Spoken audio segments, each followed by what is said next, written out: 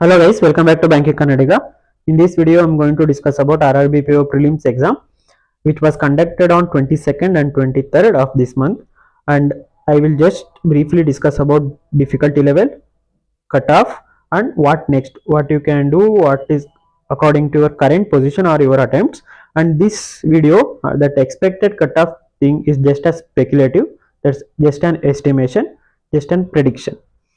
ಅದ್ರ ಮೇಲೆ ನಿಮ್ಮ ಪ್ರಿಪ್ರೇಷನ್ ನೀವು ಕ್ಯಾಪ್ ಮಾಡ್ಕೋಬೇಡಿ. ನಿಮಗೆ ನಿಮ್ಮ ಮೇಲೆ ಕಾನ್ಫಿಡೆನ್ಸ್ ಇದ್ರೆ ನಿಮ್ಮ ಅಟೆಂಪ್ಟ್ಸ್ ಎಷ್ಟೇ ಇದ್ರೂ ನೀವು ಮೇನ್ಸಿಗೆ ಪ್ರಿಪೇರ್ ಆಗಿ. ಮೇನ್ಸ್ ಪ್ರಿಪ್ರೇಷನ್ ಯಾವತ್ತೂ ವೇಸ್ಟ್ ಆಗಲ್ಲ. ಇಲ್ಲಿ ನನ್ನ ಪರ್ಸನಲ್ ಪಾಯಿಂಟ್ ಆಫ್ ವ್ಯೂ ನಾನು ಹೇಳ್ತಿರೋದು. ಅಂಡ್ ನಾನು ಅಂತಲ್ಲ, ಯಾವುದೇ ವಿಡಿಯೋ ಆಗಲಿ ಅಥವಾ ಯಾವುದೇ ವೆಬ್ಸೈಟ್ ಆಗಲಿ, ಅವ್ರು ಎಷ್ಟೇ ವರ್ಷ ಬ್ಯಾಂಕಿಂಗ್ ಅಲ್ಲಿ ಪಾರಂಗತರಾಗಿದ್ರು ಯಾರ ಎಕ್ಸ್ಪೆಕ್ಟೆಡ್ ಕಟ್ ಆಫ್ ಮೇಲೂ ಕಂಪ್ಲೀಟ್ ಆಗಿ ಡಿಪೆಂಡ್ ಆಗಕ್ ಹೋಗ್ಬೇಡಿ. ನೀವು ಅಷ್ಟು ಡಿಪೆಂಡ್ ಆಗಿ ಓದ್ಲಿಲ್ಲ ಅಂತಂದ್ರೂ ನಿಮಗೇನೆ ಎಫೆಕ್ಟ್ ಆಗೋದು, ಅಥವಾ ಡಿಪೆಂಡ್ ಆಗ್ಬಿಟ್ಟು ಅವ್ನು ಹೇಳ್ದ ಅದಕ್ಕೆ ನಾನು ಓದ್ದೆ ಬಟ್ ನಾನು ಕ್ಲಿಯರ್ ಆಗ್ಲಿಲ್ಲ, ಮತ್ತೆ ನೀವು ಅವ್ರ ಮೇಲೆ ಬ್ಲೇಮ್ ಮಾಡ್ತೀರಾ. ಸೊ ಅದಕ್ಕೋಸ್ಕರ ನಿಮ್ಮ ಬುದ್ಧಿ ನಿಮ್ಮ ಕೈಯಲ್ಲಿ ಇರಲಿ. ಜಸ್ಟ್ ಒಂದು ವೆಬ್ಸೈಟ್ ಅಲ್ಲಿ ನೋಡಿ ಅಥವಾ ಈ ವಿಡಿಯೋ ನೋಡಿ, ಓಕೆ ಅಷ್ಟಿದೆ, ಓಕೆ ಅವ್ರು ಅಷ್ಟು ಹೇಳಿದ್ದಾರೆ, ಸೊ ಅದು ನಾನು ಬಿಟ್ಬಿಟ್ಟು ನಾನು ಪ್ರಿಪ್ರೇಷನ್ ನಾನು ಮಾಡ್ತೀನಿ ಅಂತ ನೀವು ಕಂಟಿನ್ಯೂ ಮಾಡ್ಕೊಂಡು ಹೋಗಿ. ಅಂಡ್ ನನಗೆ ಈ ವಿಡಿಯೋನ ನೀವು ಇಲ್ಲೇ ನಿಲ್ಲಿಸ್ಬಿಟ್ಟು ಓದಿದ್ರೆ ಇನ್ನೂ ಖುಷಿ. ವಿಡಿಯೋ ನೋಡೋ ಅವಶ್ಯಕತೆನೂ ಇಲ್ಲ. ಬಟ್ ತುಂಬಾ ಜನ ಕೇಳ್ತಿದ್ರಿ ಎಕ್ಸ್ಪೆಕ್ಟೆಡ್ ಹೇಳು ಅಂತ, ಅದಕ್ಕೋಸ್ಕರ ನಾನು ಹೇಳ್ತೀನಿ. ಅಂಡ್ ಇಲ್ಲಿ ನಾನು ಪರ್ಟಿಕ್ಯುಲರ್ ಆಗಿ ಇಷ್ಟೇ ಮಾರ್ಕ್ಸ್ ಬಂದ್ರೆ ನಿಮ್ ಕ್ಲಿಯರ್ ಆಗುತ್ತೆ ಅಂತ ಹೇಳಲ್ಲ. ಸೊ ಈಗ ಡಿಫಿಕಲ್ಟಿ ಲೆವೆಲ್ಗೆ ಬರ್ತೀನಿ. ಡಿಫಿಕಲ್ಟಿ ಲೆವೆಲ್ ಅಲ್ಲಿ ನಾನು ಕೇಳಿದ ಮಟ್ಟಿಗೆ ಅಂಡ್ ನನ್ನ ಚಾನಲ್ ಅಲ್ಲಿ ತುಂಬಾ ಜನ ಅಟೆಂಡ್ ಮಾಡಿದ್ರು, ಅಥವಾ ನನ್ನ ಪರ್ಸನಲ್ ಫ್ರೆಂಡ್ಸ್ ಯಾರಿದ್ದಾರೆ ಫ್ರೆಂಡ್ ಸರ್ಕಲ್ ಅಲ್ಲಿ ಅವರು ಅಟೆಂಡ್ ಮಾಡಿದ್ರು, ಅವ್ರ ಪಾಯಿಂಟ್ ಆಫ್ ವ್ಯೂ ಅಥವಾ ಬೇರೆ ಚಾನಲ್ ಅಲ್ಲಿ ಡಿಸ್ಕಸ್ ಮಾಡಿರೋ ರೀತಿ, ಎಕ್ಸೆಪ್ಟ್ ಒಂದು ಚಾನಲ್ ಒಬ್ರು, ಅವ್ರ ಹೆಸರು ಗೊತ್ತಿಲ್ಲ ನಂಗೆ, ಸ್ವಲ್ಪ ಬಾಲ್ಡ್ ಇದ್ದಾರೆ, ಅವ್ರು ಬಿಟ್ಟು. ಯಾಕೆಂದ್ರೆ ಅವರು ಫಸ್ಟ್ ಡೇ 4 ಶಿಫ್ಟ್ ಈಸಿಯೆಸ್ಟ್ ಅಂತ ಅಂದಿದ್ರು, ಅವ್ರೊಬ್ರೆ ಹಂಗೆ ಹೇಳಿದ್ದು. ನಾನು ನೋಡಿದ ಮಟ್ಟಿಗೆ ಉಳಿದವರೆಲ್ಲ 4 ಶಿಫ್ಟ್ ಡಿಫಿಕಲ್ಟಿ ಲೆವೆಲ್ ತುಂಬಾ ಜಾಸ್ತಿ ಇತ್ತು, ಅಥವಾ 3rd ಶಿಫ್ಟ್ ಇತ್ತು, ಅವೆರಡರಲ್ಲಿ ಡಿಫಿಕಲ್ಟ್ ಅಂತ ಹೇಳ್ತಿರು. ಬಟ್ ಆ ವ್ಯಕ್ತಿ ಸ್ವಲ್ಪ 4 ಶಿಫ್ಟ್ ಈಸಿಯೆಸ್ಟ್ ಅಂತ ಅಂದ್ಬಿಟ್ರು. ಅದಿರ್ಲಿ ಸೈಡ್ ಅಲ್ಲಿ. ಸೊ ನನ್ನ ಪ್ರಕಾರ 4 ಶಿಫ್ಟ್ ಅಂಡ್ 3rd ಶಿಫ್ಟ್ ಎರಡು ಈಕ್ವಲಿ ಡಿಫಿಕಲ್ಟ್ ಇತ್ತು, ಅಥವಾ 4 ಶಿಫ್ಟ್ ಸ್ವಲ್ಪ ಜಾಸ್ತಿ ಡಿಫಿಕಲ್ಟ್ ಇತ್ತು. ಮತ್ತೆ ಇಲ್ಲಿ ನೀವು ಕಾಂಟ್ರವರ್ಸಿ ಮಾಡ್ಕೊಳ್ಳೋದು ಬೇಡ. ಏನಕ್ಕೆ ಅಂತಂದ್ರೆ ನಿಮ್ಗೆ ಯಾವ ಶಿಫ್ಟ್ ಆದ್ರೂ ನಾರ್ಮಲೈಸೇಷನ್ ಆಕ್ಚುಲಿ ಈಕ್ವಲ್ ಆಗುತ್ತೆ. ಅವರು ನಾರ್ಮಲೈಸೇಷನ್ ನಾನು ಆಕ್ಚುಲಿ ಡಿಸ್ಕಸ್ ಮಾಡಬೇಕು ಯಾವ್ದಾರ ಒಂದು ವಿಡಿಯೋದಲ್ಲಿ, ನಾರ್ಮಲೈಸೇಷನ್ಗೆ ಅಂತಲೇ ಡಿಸ್ಕಸ್ ಮಾಡ್ತೀನಿ ಆ ಫಾರ್ಮುಲಾನ. ಯೂಶುವಲಿ ಆ ಫಾರ್ಮುಲಾದ ಪ್ರಕಾರ ನಾನು ಲಾಸ್ಟ್ ಇಯರ್ ನೋಡಿದ್ದೆ. ಆ ಫಾರ್ಮುಲಾ IBPS ಅವರೇ ರಿಲೀಸ್ ಮಾಡಿದ್ರು ಅದನ್ನ. ಟಾಪ್ 100 or 1000 ಆ ಪರ್ಟಿಕ್ಯುಲರ್ ಶಿಫ್ಟ್ ಅಲ್ಲಿ ಆ ಟಾಪ್ ಸ್ಕೋರರ್ಸ್ ಇರ್ತಾರಲ್ಲ, ಆ top scorers, for example 3rd shifter top 100, 4th shifter top 100, ಅಷ್ಟು ಜನದ್ದು ಅವರೇಜ್. ಅಷ್ಟು ಜನ ಅವರೇಜ್. ಈಗ for example 4th shifter average ಜಾಸ್ತಿ ಬಂದ್ರೆ 3rd ಶಿಫ್ಟರ್ಗೂ ಇರ್ರೆಸ್ಪೆಕ್ಟಿವ್ ಆಫ್ ಟಾಪ್ 1000 ಆ ಶಿಫ್ಟ್ ಎಲ್ಲರಿಗೂ ಅಷ್ಟು ಪಾಯಿಂಟ್ ಆಡ್ ಆಗುತ್ತೆ. ಅದು ಬರೀ 2 ಶಿಫ್ಟ್ ಅವ್ರು ಕಂಪೇರ್ ಮಾಡಲ್ಲ, ಅವ್ರು ಎಲ್ಲಾ ಶಿಫ್ಟ್ ಕಂಪೇರ್ ಮಾಡ್ತಾರೆ. ಆಲ್ 6 ಶಿಫ್ಟ್ಸ್ ಕಂಪೇರ್ ಮಾಡಿಬಿಟ್ಟು ಈಕ್ವಲ್ ಆಗಿ ಎಲ್ಲರಿಗೂ ಡಿಸ್ಟ್ರಿಬ್ಯೂಟ್ ಮಾಡ್ತಾರೆ.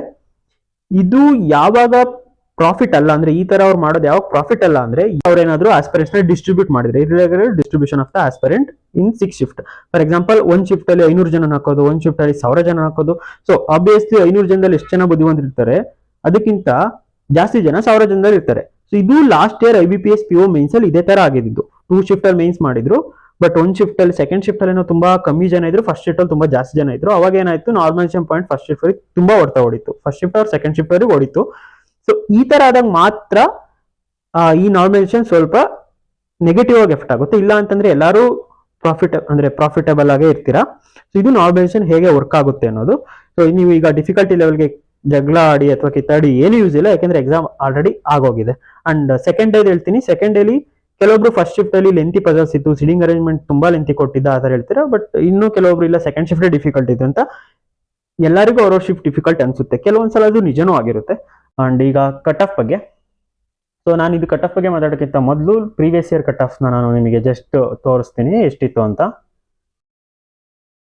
ಸೊ ಈಗ ನಾನು ಲಾಸ್ಟ್ 3 years ಏನ್ ಕಟ್ ಆಫ್ ಇದೆ ಅದನ್ನ ಜಸ್ಟ್ ಕಂಪೇರ್ ಮಾಡ್ತೀನಿ. ಸೊ ಇದ್ರಲ್ಲೇ ನಿಮಗೆ ಗೊತ್ತಾಗುತ್ತೆ, ಡೈರೆಕ್ಟ್ ಆಗಿ ನೀವು ವೇಕೆನ್ಸಿನ ಕಟ್ ಆಫ್ಗೆ ರಿಲೇಟ್ ಮಾಡಕ್ ಆಗಲ್ಲ. ಒಂದು ಹಬ್ಬ ಅಂದ್ರೆ 60% ಓಕೆ ರಿಲೇಟ್ ಮಾಡಬಹುದು. ಅಂಡ್ ಯಾವಾಗ್ಲೂ ಕಟ್ ಆಫ್ ಡಿಪೆಂಡ್ ಆಗೋದು ಒಂದು ಕಾಂಪಿಟೇಷನ್ ಲೆವೆಲ್, ಆ ವರ್ಷ ಅಪ್ಲಿಕೆಂಟ್ಸ್ ಯಾವ ಲೆವೆಲ್ ಅಲ್ಲಿ ಇದ್ದಾರೆ, ಅಥವಾ ರಿಪೀಟರ್ಸ್ ಎಷ್ಟು ಜನ ಇದ್ದಾರೆ, ಅವ್ರದೆಲ್ಲ ತುಂಬಾ ಜನದ್ದು. ಈಗ 500 ವೇಕೆನ್ಸಿ ಇದ್ರೆ ಮಿನಿಮಮ್ ಒಂದು 500,000 members last year prelims cut off clear ಆಗಿರೋರೇ ಇರ್ತಾರೆ ಅಲ್ಲಿ. ಸೊ ಅದ್ರ ಮೇಲೆ ಡಿಪೆಂಡ್ ಆಗುತ್ತೆ ಎಷ್ಟು ಜನ ಮಾಡ್ತಿದ್ದಾರೆ, ಅಥವಾ ಹೊಸ ಕಾಂಪಿಟೇಟರ್ಸ್ ಈಗ KPSCಗೋ UPSCಗೋ ಪ್ರಿಪೇರ್ ಆಗ್ತಿದ್ದಾರೆ, ಅವರೆಲ್ಲ ತುಂಬಾ ಜನ ಬ್ಯಾಂಕಿಂಗ್ ಶಿಫ್ಟ್ ಆಗ್ತಿದ್ದಾರೆ.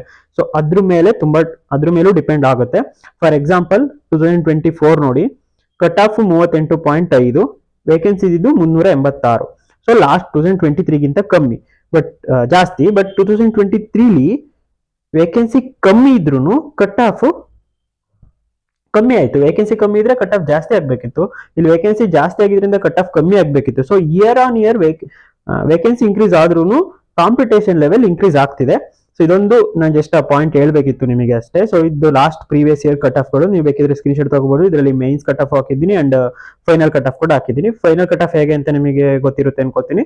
ಮೈನ್ಸ್ ಮಾರ್ಕ್ಸ್ ನ ನೀವು 80% ತಗೋಬೇಕು, ಇಂಟರ್ವ್ಯೂದು 100 ಮಾರ್ಕ್ಸ್ ನ 20% ತಗೋಬೇಕು. ಜಸ್ಟ್ ಸಿಂಪಲ್ ಆಗಿ ಮೈನ್ಸ್ ಮಾರ್ಕ್ಸಿಗೆ 0.4 ಮಲ್ಟಿಪ್ಲೈ ಮಾಡಿ, ಇಂಟರ್ವ್ಯೂ ಮಾರ್ಕ್ಸಿಗೆ 0.2 ಮಲ್ಟಿಪ್ಲೈ ಮಾಡಿದ್ರೆ ನಿಮಗೆ ಈ ಟೋಟಲ್ ಮಾರ್ಕ್ಸ್ ಬರುತ್ತೆ. ಸೊ ಇದಿಷ್ಟು ಪ್ರೀವಿಯಸ್ ಇಯರ್ ಕಟ್ ಆಫ್. ನಾನು ಲಾಸ್ಟ್ ವಿಡಿಯೋ ಅಥವಾ ಪ್ರಿಲಿಮ್ಸ್ ಪ್ರಿಪರೇಷನ್ ವಿಡಿಯೋದಲ್ಲಿ ಹೇಳಿದ್ದೆ ನೀವು ಜಸ್ಟ್ 45+ ನ ಟಾರ್ಗೆಟ್ ಮಾಡಿ ಸೇಫ್ ಆಗಿರ್ತೀರಾ ಅಂತ. ಸೊ 45 ಗಿಂತ ಕಟ್ ಆಫ್ ಹೋಗಲ್ಲ ಅಂತ ನನ್ನ ಲೈಕ್ ಏನು ಅಂತಾರಲ್ಲ ಎಸ್ಟಿಮೇಷನ್ ಮೊದಲೇ ಇದ್ದಿದ್ದು. ಅಂಡ್ ಈ ಸಲ ಎಕ್ಸಾಮ್ ಡಿಫಿಕಲ್ಟಿ ಲೆವೆಲ್ ನೋಡಿದ್ರೆ ಲಾಸ್ಟ್ ಇಯರ್ಗಿಂತ ಸ್ವಲ್ಪ ಡಿಫಿಕಲ್ಟಿ ಲೆವೆಲ್ ಜಾಸ್ತಿ ಇದೆ ಅಂತ ನನಗೆ ಅನ್ನಿಸ್ತು, ಬೇರೆಯವರು ಹೇಳಿದ್ದು ಅಥವಾ ಅನಾಲಿಸಿಸ್ ನೋಡಿದ ಮಟ್ಟಿಗೆ. ಇದನ್ನ ಎಕ್ಸಾಕ್ಟ್ ಆಗಿ ಹೇಳಕ್ಕಾಗೋದು ಪ್ರೀವಿಯಸ್ ಇಯರ್ ಯಾರು ಪ್ರಿಲಿಮ್ಸ್ ಅಟೆಂಡ್ ಮಾಡಿದ್ರಿ, ನೀವು ಈ ವರ್ಷನೂ ಮೇನ್ಸ್ ಅಟೆಂಡ್ ಅಂದ್ರೆ ಈ ವರ್ಷನೂ ಪ್ರಿಲಿಮ್ಸ್ ಅಟೆಂಡ್ ಮಾಡಿದ್ರೆ ಕಮೆಂಟ್ ಸೆಕ್ಷನ್ ಅಲ್ಲಿ ಹೇಳಿ ಲಾಸ್ಟ್ ಇಯರ್ದು ಡಿಫಿಕಲ್ಟ್ ಇತ್ತಾ ಅಥವಾ ಈ ಇಯರ್ದು ಕಂಪ್ಯಾರಿಟಿವ್ಲಿ ಡಿಫಿಕಲ್ಟ್ ಇತ್ತಾ ಅಂತ. ಓವರ್ ಆಲ್ ಕಟ್ ಆಫ್ ಅನ್ನೋದು ಈಗ ತುಂಬಾ ಜನ ಹೇಳ್ತೀರಾ ಅದರ್ ಸ್ಟೇಟ್ ಅವ್ರು ಇದ್ರು ಅಥವಾ ಬೇರೆ ಸ್ಟೇಟ್ ಅವ್ರು ತುಂಬಾ ಜನ ಅಪ್ಲೈ ಮಾಡಿದ್ರು ಅದಕ್ಕೆ ಕಟ್ ಆಫ್ ಜಾಸ್ತಿ ಹೋಗುತ್ತೆ ಅಂತ. ಕೆಲವೊಬ್ರು ಇಲ್ಲ ವೇಕೆನ್ಸಿ ಜಾಸ್ತಿ ಇದೆ ಅದಕ್ಕೆ ಕಟ್ ಆಫ್ ಕಮ್ಮಿ ಹೋಗುತ್ತೆ ಅಂತ. ಅಂಡ್ ಇಬ್ರು ಕರೆಕ್ಟ್, ಅದಿಬ್ರು ಎರಡೂ ರಿಲೇಟ್ ಆಗುತ್ತೆ. ಅದರ್ ಸ್ಟೇಟ್ ಜಾಸ್ತಿ ಹಾಕಿದ್ದಾರೆ, ಸೊ ಕಟ್ ಆಫ್ ಎಷ್ಟಾಗಬೇಕು, ಜಾಸ್ತಿ ಹೋಗ್ಬೇಕು. ವೇಕೆನ್ಸಿ ಜಾಸ್ತಿ ಇದೆ, ಕಟ್ ಆಫ್ ಎಷ್ಟಾಗಬೇಕು, ಕಮ್ಮಿ ಆಗ್ಬೇಕು. ಅದು ಹೇಗೆ ಅಂತ ಅಂದ್ರೆ ಫಾರ್ ಎಕ್ಸಾಂಪಲ್ ಲಾಸ್ಟ್ ಇಯರ್ 386 ಅಲ್ವಾ, ಈಗ 1:10 ತಗೋತಾರೆ, ಇಲ್ಲ 1:20 ಆ ತರ ತಗೋತಾರೆ. ನೀವು ಜಸ್ಟ್ ನಿಮಗೆ ಕಾಣಿಸೋದು 114 ವೇಕೆನ್ಸಿ ಇನ್ಕ್ರೀಸ್ ಆಗಿದೆ ಅಂತ, 114 ಕಮ್ಮಿ. ಬಟ್ ಅದಕ್ಕೆ 1:10 ಮಾಡ್ಬೇಕು ಅಂದ್ರೆ 10 ಮಲ್ಟಿಪ್ಲೈ ಮಾಡಿ 1400 ಜನ ಎಕ್ಸ್ಟ್ರಾ ಆಗ್ತಾರೆ. ಸೊ ನಾವು 1400 ಜನ ಎಕ್ಸ್ಟ್ರಾ ಆಗ್ತಾರೆ ಅಂತ ಅಂದ್ರೆ ಎಲ್ಲರೂ 50 ಅಟೆಂಡ್ ಮಾಡಿರಲ್ಲ, ಎಲ್ಲರೂ 45 ಮೇಲೆ, ಎಲ್ಲರೂ 60 ಆ ತರ ಮಾಡಿರಕ್ ಚಾನ್ಸೇ ಇಲ್ಲ. ಕಮ್ಮಿ ಮಾಡಿರೋರು ಇರ್ತಾರೆ. ಸ್ವಲ್ಪ ಟಾಪ್ ಸ್ಯಾಚುರೇಷನ್ ಲೆವೆಲ್ ಸ್ಟಾಪ್ ಆಗೋದು 45 ಮೇಲೆ ಅಟೆಂಡ್ ಮಾಡಿರೋರು ಎಷ್ಟು ಜನ ಇದ್ದಾರೆ ಅಷ್ಟೇ ಜನ 35ರಿಂದ 40-45 ಇರ್ತಾರೆ. ಫಾರ್ ಎಕ್ಸಾಂಪಲ್ 45+ ಅಂದ್ರೆ 45+ ಅಟೆಂಡ್ ಮಾಡಿರೋರು 100 ಜನ ಇದ್ರೆ ಈ 35ರಿಂದ 45 ಒಳಗಡೆ ಈ 10 ಮಾರ್ಕ್ಸ್ ಗಳೇ 100 ಜನ ಇರ್ತಾರೆ. ಸೊ ಕಟ್ ಆಫ್ ನನ್ನ ಪ್ರಕಾರ ಈ 35 ಅಂದ್ರೆ 40-45 ಏನಿದೆ 35ರಿಂದ 45 ಅದ್ರೊಳಗಡೆ ನಿಂತ್ಕೊಳ್ಳುತ್ತೆ. ಜಸ್ಟ್ ಮೈ ಪ್ರೆಡಿಕ್ಷನ್ ಅಷ್ಟೇ ಅದು. ಬಟ್ ನಾನು ಡೈರೆಕ್ಟ್ ಆಗಿ ಇಷ್ಟೇ ಕಟ್ ಆಫ್ ಆಗುತ್ತೆ ಅಂತ ಹೇಳಲ್ಲ. ಸ್ಟಿಲ್ ಯಾರ್ಯಾರ್ದು ನಿಮ್ದು 40 ಅಟೆಂಪ್ಟ್ಸ್ ಪ್ಲಸ್ ಆಗಿದೆ ಅವರು ನಾಳೆಯಿಂದಲೇ ಮೇನ್ಸಿಗೆ ಸ್ವಲ್ಪ ಪ್ರಿಪೇರ್ ಆಗ್ತಾ, RRB ಕ್ಲರ್ಕ್ನು ಕೂಡ ಇಗ್ನೋರ್ ಮಾಡಬೇಡಿ, ಹೇಳಕ್ಕಾಗಲ್ಲ. ಸೊ ಅದಕ್ಕೂ ಪ್ರಿಪೇರ್ ಆಗಿ December 6 ವರೆಗೂ. ಅದಾದ್ಮೇಲೆ ಕಂಪ್ಲೀಟ್ ಆಗಿ RRB PO ಮೇನ್ಸಿಗೆ ಪ್ರಿಪೇರ್ ಆಗಿ. ಆ ಮೇನ್ಸ್ ಪ್ರಿಪರೇಷನ್ ನಿಮಗೆ RRB ಕ್ಲರ್ಕಿಗೂ ಯೂಸ್ ಆಗುತ್ತೆ. ಸೊ ಅದಕ್ಕೋಸ್ಕರ ಮೇನ್ಸಿಗೆ you must and should prepare from tomorrow. And ಇನ್ನುಳಿದವರು 40 ಗಿಂತ ಕಮ್ಮಿ, 35 ಗಿಂತ ಮೇಲೆ, 35+ ಎಷ್ಟಾರು ತೆಗೀರಿ. ನೀವೆಲ್ಲ ಇವಾಗ ಸದ್ಯಕ್ಕೆ RRB ಕ್ಲರ್ಕ್ ಮೇಲೆ ತುಂಬಾ ಕಾನ್ಸಂಟ್ರೇಟ್ ಮಾಡಿ. ಕ್ಲರ್ಕ್ ಅಲ್ಲಿ speed important. So daily 2 mark minimum 2 marks ಹಾಕಿ, ನಿಮಗೆ ಸ್ಪೀಡ್ ಇಂಪ್ರೂವ್ ಆಗುತ್ತೆ. ಮತ್ತೆ ಚಾಪ್ಟರ್ ಟೆಸ್ಟ್ಗಳು ಹಾಕಿ. ಈಗ ಕ್ವಾಂಟ್ ಅಲ್ಲಿ ಜಸ್ಟ್ ನೀವು ಸ್ಪೀಡ್ ಮ್ಯಾಥ್ಸ್ ಮಾಡಿದ್ರೆ ಆಗಲ್ಲ RRB ಕ್ಲರ್ಕ್ ಅಲ್ಲಿ, ಯಾಕಂದ್ರೆ ಜಾಸ್ತಿ ಅಟೆಂಡ್ ಮಾಡಬೇಕು. So arithmetic chapter test text book ಅಲ್ಲಿ ಅವೈಲೇಬಲ್ ಇದೆ. RRB ಕ್ಲರ್ಕ್ ಲೆವೆಲ್ದೆ ಚಾಪ್ಟರ್ ಟೆಸ್ಟ್ ಹಾಕಿ. ನೀವು December 6 ವರೆಗೂ ಸ್ವಲ್ಪ ಕ್ಲರ್ಕ್ ಪ್ರಿಲಿಮ್ಸ್ ಮೇಲೆ ಕಾನ್ಸಂಟ್ರೇಟ್ ಮಾಡಿ. ಅದಾದ್ಮೇಲೆ ನೀವು ಕೂಡ ಮೇನ್ಸ್ ಪ್ರಿಪೇರ್ ಆಗಿ ಕಂಪ್ಲೀಟ್ ಮೇನ್ಸ್. ಯಾಕೆಂದ್ರೆ ಕ್ಲರ್ಕ್ ಕ್ಲಿಯರ್ ಆದ್ರೆ ಮೇನ್ಸ್ ಅದು RRB PO ಮೇನ್ಸ್ ಪ್ರಿಪೇರ್ ಆಗಿದ್ದು ಕ್ಲರ್ಕಿಗೆ ಯೂಸ್ ಆಗುತ್ತೆ. ಅಕಸ್ಮಾತ್ POನೇ ಕ್ಲಿಯರ್ ಆದ್ರೆ obviously it will be very useful and you will be a beneficiary. Sorry. So ಅದಕ್ಕೋಸ್ಕರ ಯಾರ್ಯಾರು 35 ಅಬೋವ್ ಅಟೆಂಡ್ ಮಾಡಿದ್ದೀರಾ ನೀವೆಲ್ಲ ಪ್ರಿಪೇರ್ ಆಗಿ. And one more thing, attempt doesn't matter, accuracy matters.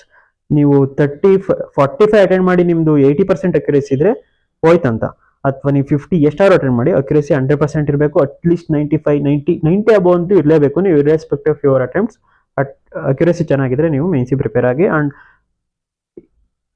ನಿಮ್ಮ ಪ್ರಿಪರೇಷನ್ ಅಕಸ್ಮಾತ್ RRB POನು ಕ್ಲಿಯರ್ ಆಗಲಿಲ್ಲ, ಕ್ಲರ್ಕು ಕ್ಲಿಯರ್ ಆಗಲಿಲ್ಲ ಅಂದ್ರೆ ವೇಸ್ಟ್ ಅಂತೂ ಆಗಲ್ಲ. ಬ್ಯಾಂಕಿಂಗ್ ಅಲ್ಲಿ ಎಕ್ಸಾಮ್ಸ್ ಬರ್ತಾನೆ ಇರ್ತವೆ. ಅಂಡ್ ಈ ವರ್ಷ ನೀವು RRB PO ಲಾಸ್ಟ್ ಅಲ್ಲಿ ಇರೋದ್ರಿಂದ ನೆಕ್ಸ್ಟ್ ಪ್ರಿಲಿಮ್ಸಿಗೆ ಓದ್ಕೋಬಹುದು, ಈ ಮೇನ್ಸ್ ಪ್ರಿಪೇರ್ ಆಗೋಬದಲು ಅಂತ ಯೋಚನೆ ಮಾಡೋಕ್ಕಾಗಲ್ಲ. ಯಾಕಂದ್ರೆ ನೆಕ್ಸ್ಟ್ ಇರೋದೇ ಮೇನ್ಸ್. ಅದ್ ಬಿಟ್ಟರೆ ನೀವು ಮತ್ತೆ ಯಾವಾಗ ವೇಟ್ ಮಾಡಬೇಕು, next year May, June, July ವರೆಗೂ ಪ್ರಿಲಿಮ್ಸ್ ನೋಟಿಫಿಕೇಶನ್ ಬರೋದು. ಸೊ ಈ ಟೈಮ್ನ ಯುಟಿಲೈಸ್ ಮಾಡ್ಕೊಳ್ಳಿ. ಈ ವರ್ಷನೇ ಸ್ವಲ್ಪ ಮೇನ್ಸಿಗೆ ಪ್ರಿಪೇರ್ ಆಗಿದ್ರೆ ಕ್ಲಿಯರ್ ಆಗಲಿಲ್ಲ ಅಂದ್ರೂ ನೆಕ್ಸ್ಟ್ ಇಯರ್ಗೆ ಅದು ಯೂಸ್ ಆಗುತ್ತೆ. ಸೊ ಇಷ್ಟೇ ಈ ವಿಡಿಯೋದಲ್ಲಿ. ನಿಮ್ಮ ಅಟೆಂಪ್ಟ್ಸ್ನ ಕಮೆಂಟ್ ಸೆಕ್ಷನ್ ಕಮೆಂಟ್ ಹಾಕಿ. Thank you for watching.